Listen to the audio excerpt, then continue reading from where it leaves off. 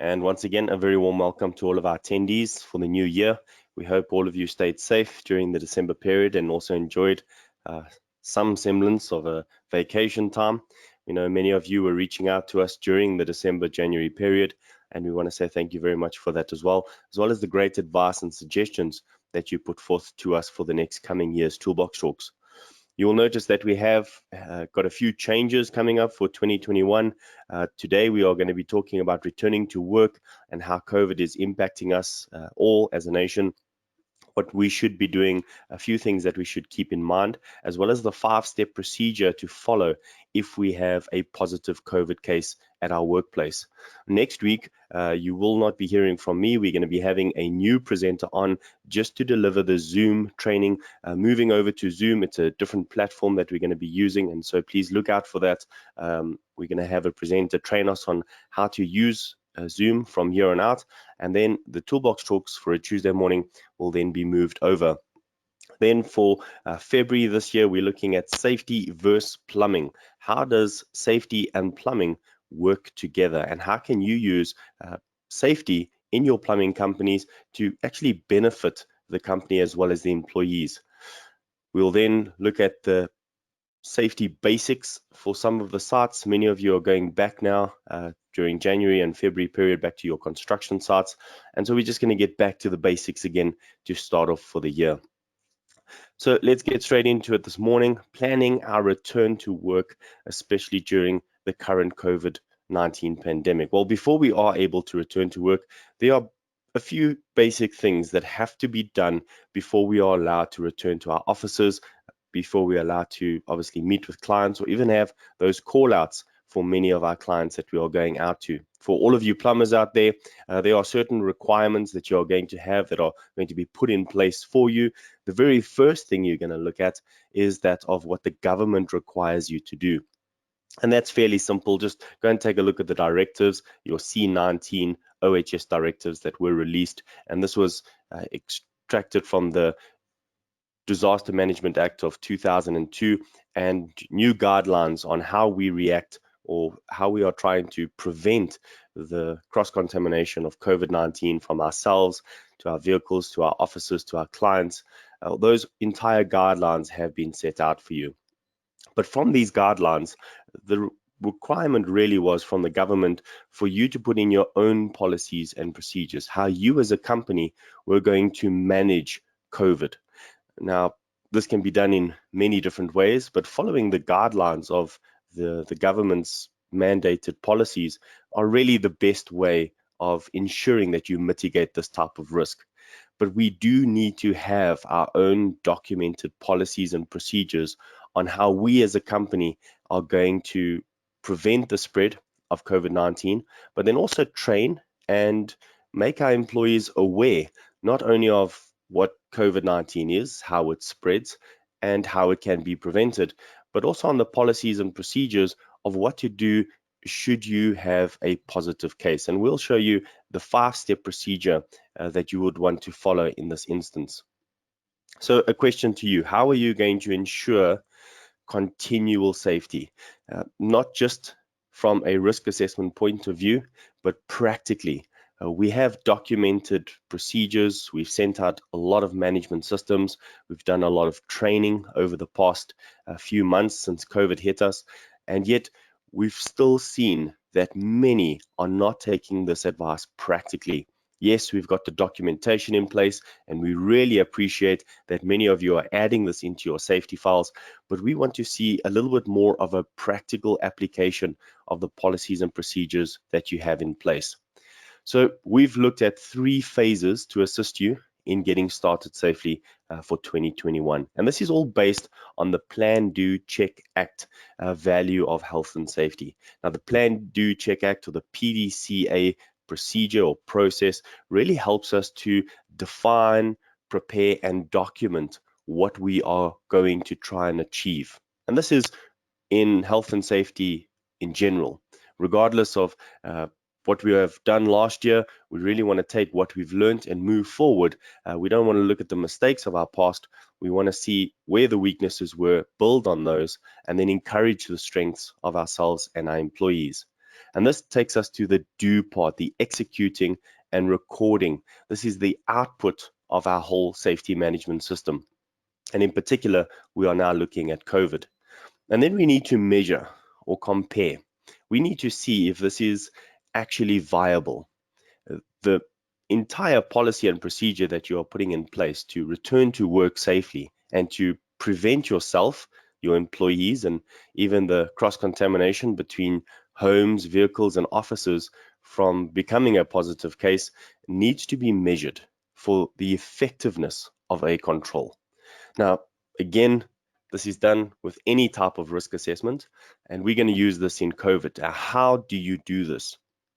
Well, measuring or comparing means that you need to have some sort of document or some sort of statistic.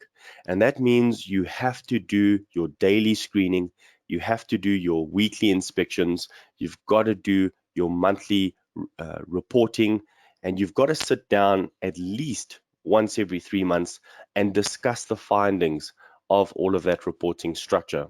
You see, we can't just have the document that we need to fill in without going back and checking whether that document, first of all, is filled in correctly, but if it's actually sufficient for what we are trying to achieve. Now, if we're going to just do one of those things on the screening, taking a look at all your staff, yes, everybody's signing no and everybody's happy, they're back at work, they don't have any symptoms, and you're doing your temperature checks, but have we monitored the other documentation, such as checking whether the PPE that they've received is still in good condition? And having the COVID-19 compliance officer actually do that type of reporting. Now, perhaps going to the workplace and doing the OHS COVID-19 worker risk assessment. You see, the questions that are asked there, you might say yes to all of them, maybe just because you're filling it in and it becomes a tick sheet. But if you really go through those questions, and we've had this here for you as a handout, it's the worker COVID-19 risk assessment. It's just 13 questions that you go through and ask yourself, have you been trained in understanding COVID? Have you been trained in what to do if there is a positive case? And those questions are vital for you as a company to know where your employees stand on their understanding of COVID-19 for your particular company. And you see, if any of those answers are no, you don't need to be alarmed. What this helps you with is putting into plan or defining or document some sort of training procedure. And then you can execute this procedure and you can check again, maybe in a few months' time, by performing another risk assessment with your employees. And this is really where we come to the acting part.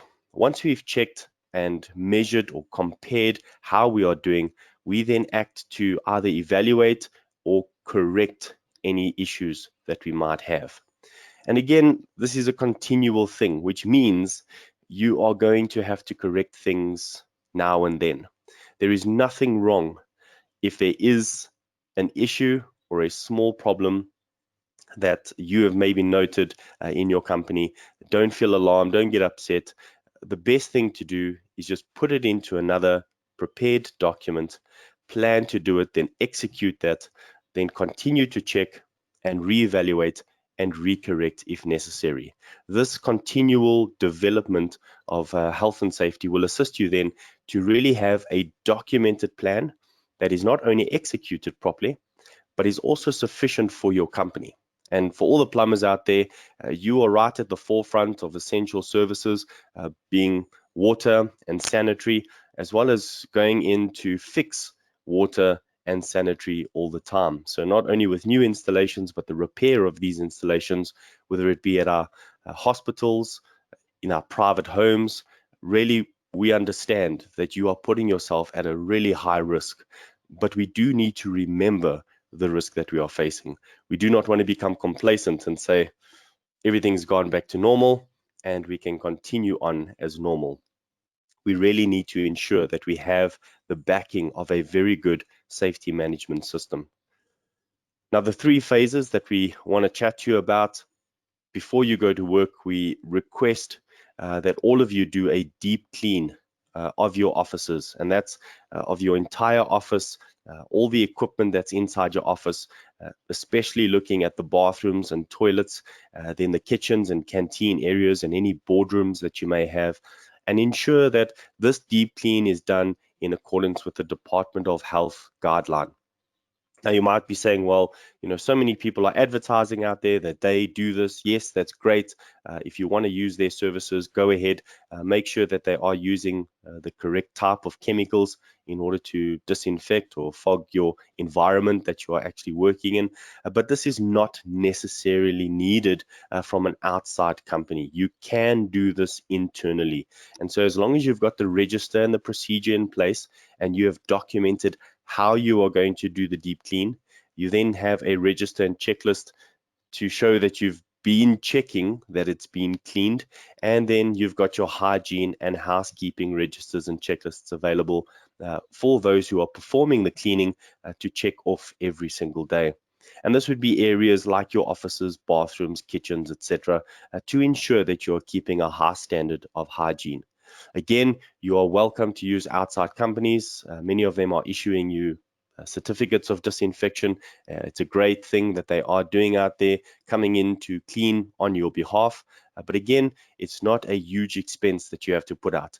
Daily cleaning of your office and equipment is needed from your own perspective. Now, yes, many say if your offices were closed for a 2-week period, you do not need to do the deep cleaning because COVID-19 or the SARS-CoV-2 virus does not last for that long. And so if your offices were open for the 2-week period, then you do not need to do a deep clean. And while that is true, we do need to remember that all our staff are now returning into this workplace.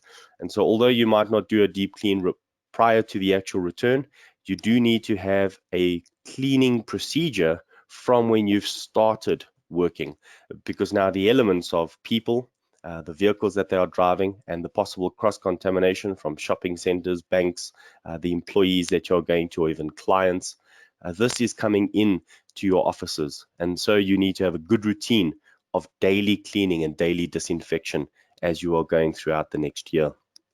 The second phase is to ensure that you have an updated COVID-19 management plan. This is not just taking the plan that we issued last year and changing the dates to 2021. It's really reading, going through it, and ensuring that it was practical for you. And maybe where needed, make the changes if it is necessary to ensure that you have the best plan for yourself and for your employees. Yes, we made a general one for IOPSA and for all the IOPSA members, and we sent it out to you. If you'd like, we are getting ready for the 2021 period where we have updated it for a few extra things, as well as the new lockdown regulations. And there was a few changes that we've made to the management plan. If you'd like that, we are obviously sending it out in Word document to any person that requires this type of management plan, as well as the template for the risk assessment. You're welcome to take this and change it as you need. But please remember, we want you to ensure that all of your employees are also made aware of what is located in this management plan. You see, they need to know the screening for COVID-19. Why is this important? And what needs to be screened? You see, we can't just ask for the temperature and if you are feeling sick. The requirements from the Department of Health states that there are certain requirements from an employer side to check with their employees. Now, these are things like asking for specific symptoms to be checked. Things like fever and chills. Do you have a cough? Do you have a sore throat? Do you have any body aches? Do you have loss of smell or loss of taste? Are you experiencing any nausea or vomiting? Do you have fatigue or weakness? You see, not just your temperature and are you feeling okay? We need to outline what the specific symptoms are, because maybe they are feeling okay, but they've got a slight headache and they attribute it to something else. Well, we need to ensure that our screening is comprehensive and also regularly checked by our compliance officer. And then the COVID-19 risk assessment, although we have designed one that has got a baseline or some basic understanding, like working in a vehicle working in boardrooms or interaction with employees and clients. We have filled in this document to the best of our ability based on some basic understanding of COVID-19 interactions out in the workplace, but it is in a Word document, which means you can add, subtract, or do what you want with this document to ensure that it is specific to you, specific to your company, as well as specific to the site that you perhaps are going to, or the employees or experiences that you are currently going through. We do not know if you've got high-risk employees working with you. We don't know if your employees have high-risk persons at their homes. And so this risk assessment, although we have completed it to a degree, please do not use it as law. The document we are providing you really is a template format. If you need assistance with filling it out because you're not too sure what else you need to be looking at, please get in contact with us. Remember that as an IOPSA member, you do get access to free consulting via digital medium, which means if you are emailing us or if you are sending us a WhatsApp on any questions, we will get back to you with the advice or perhaps the documentation that you need free of charge to any IOPSA member. So remember, please take advantage of that, and thank you to all of those who have taken advantage of that over the past year. IOPSA is encouraging all of its members to reach out to us at safety@iopsa.org to really get to know what you need to do. Yes, if you need us to come out to site, we can definitely assist you with that as well. There are additional costs to that, but maybe we can always ensure that you get it at the best cost. And this is really an initiative by IOPSA for all of its members. Then, as we mentioned earlier, your policies and procedures. Although it's part of your management plan, you will have a policy and procedure. You need to have procedures outlined for each specific thing. A procedure for returning to work, a procedure for ensuring house cleaning, deep cleaning, hygiene is done, a procedure for going out to site to see a client, a procedure for if a client has to come to your premises. What about a procedure to ensure that all of your staff are not in one boardroom at the same time? So now we need to see how many staff we have, what is the space, the square meterage of our area, and can we still abide by our social distancing if all of our staff are on the property? And so these are things that you would need to know and need to plan and document for on your own, because we do not know your current circumstances. And then training for staff, vitally important. Please ensure that your staff are trained during this year. Now, we are going to ask you a question a little bit later, just before we end off, but we have designed a free COVID awareness course. It can be done on your smartphone or on a PC, and it's really just a very basic course in understanding COVID, how it spreads and what happens when COVID does obviously attach itself to a person, and then how you can prevent this from spreading. So it's very basic. It's in layman's terms. There's like 4 modules. It's not going to take you very long. You can do a module a day if you want. You can probably do it in 2 hours if you sit in one setting and do the entire course. But it's going to be given out free of charge to any single person that wants it. So regardless of being an IOPSA member or not, this can be given to any single person.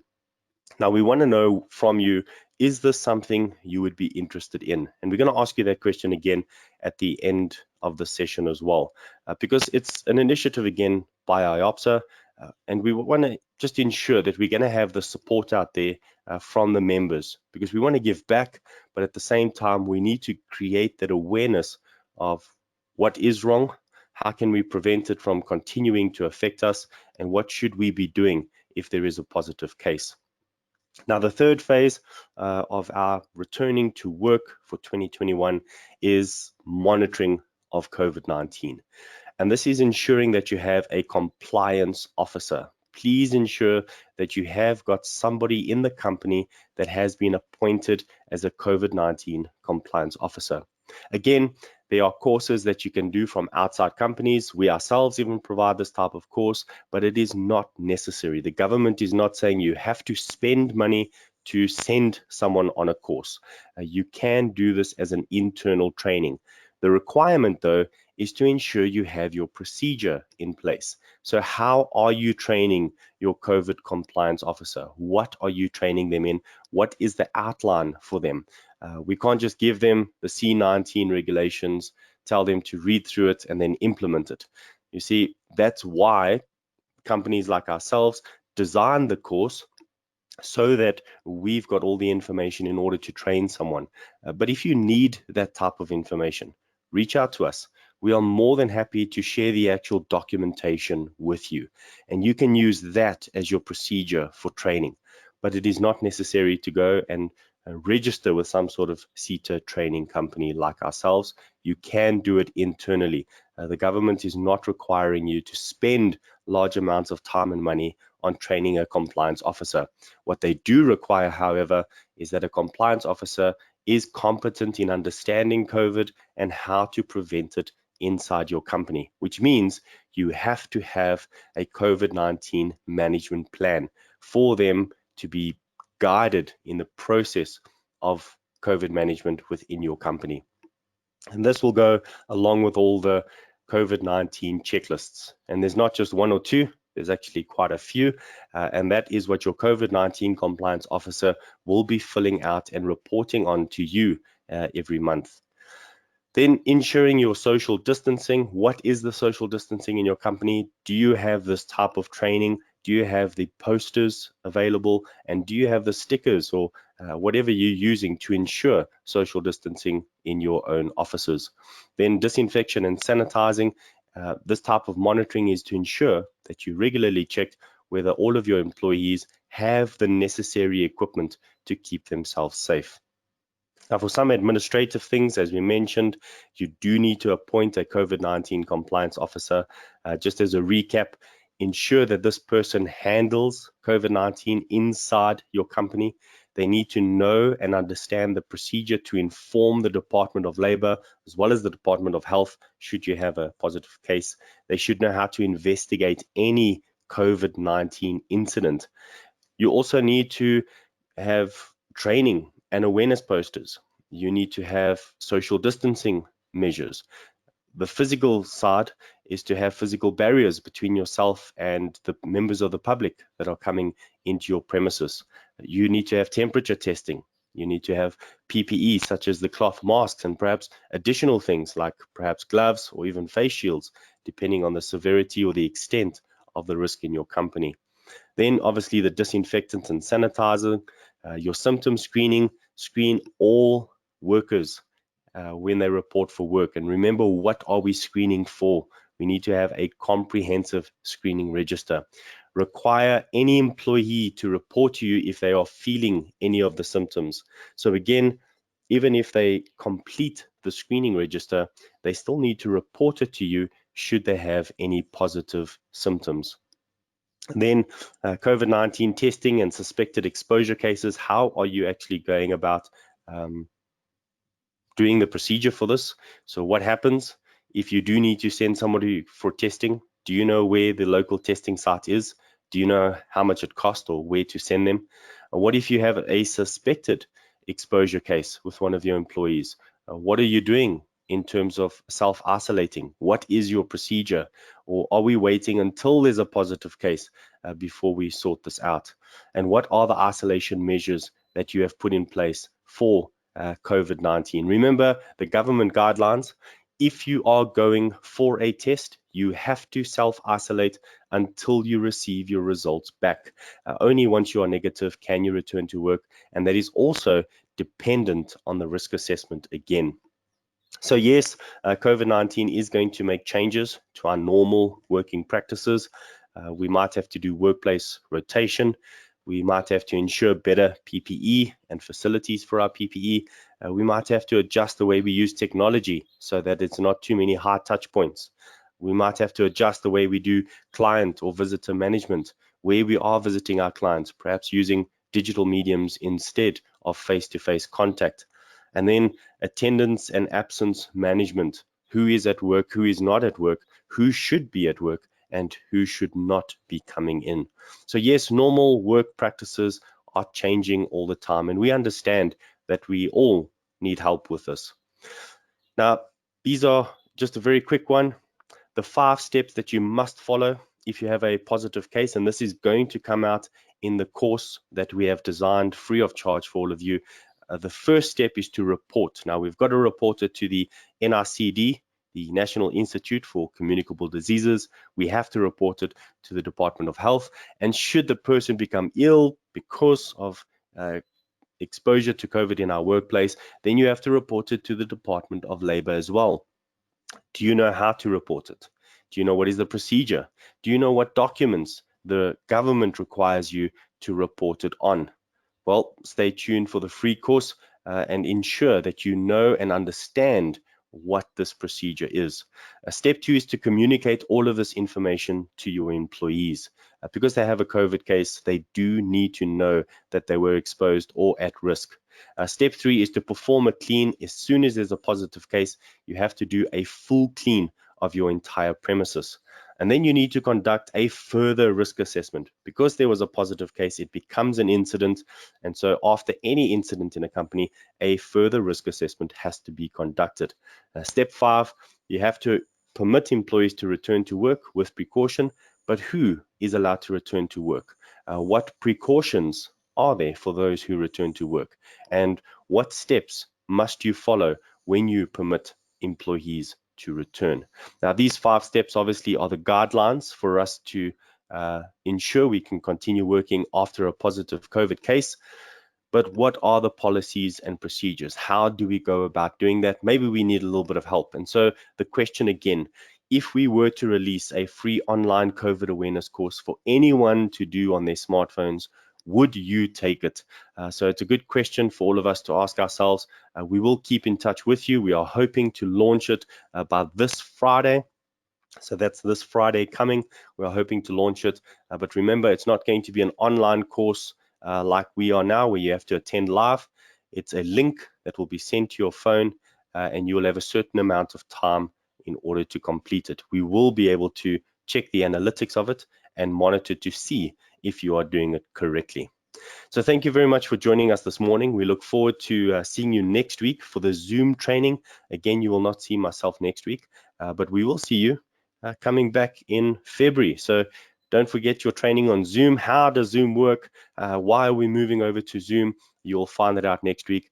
Don't forget to download the handouts there, the Workers' Risk Assessment, the OHS Practitioner Guide for COVID-19, as well as the Workplace Data Submission Guide from the Department of Health. So we look forward to seeing you again, and we want to say thanks very much again from your side, Jacques.